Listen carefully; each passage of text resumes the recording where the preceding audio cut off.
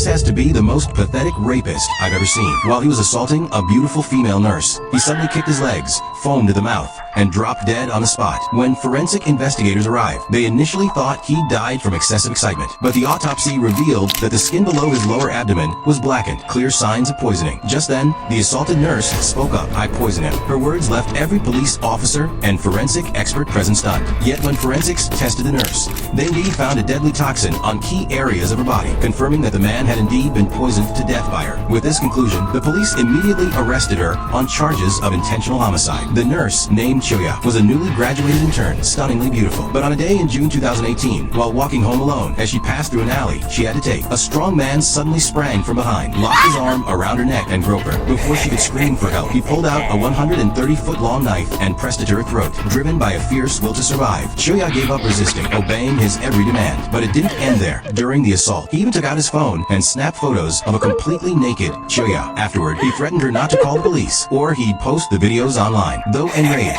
Choya knew how crucial a woman's reputation was. Biting back her pain, she swallowed her anger, but her patience didn't bring peace. The man lurked in that dark alley again. When Choya passed by after work, he pushed her down and threatened her with the videos. This time, Choya completely broke down. Still, she couldn't risk her reputation by going to the police, but the thought of him assaulting her again haunted her. She recalled a scene from a movie, then applied a poison to her body. The toxin had no effect on the skin, but even a tiny amount ingested would instantly cause heart and lung failure, leading to death. From then on, Choya applied the poison to her private areas every day. Sure enough, within days, the man stopped her again in that dark alley. This time, Choya didn't resist, but 3 minutes later, the man, strong as an ox, suddenly felt unwell. Soon, he collapsed, foaming at the mouth. Choya immediately called 911. By the time police arrived, the man was already dead. After confessing everything, Choya thought she'd be safe. But when the rapist's family found out, they filed a lawsuit against her. Thus, Choya, once the victim of rape, suddenly became a murder suspect. Fortunately, both the police and the court ruled it as justifiable defense. Choya was acquitted and released on the spot.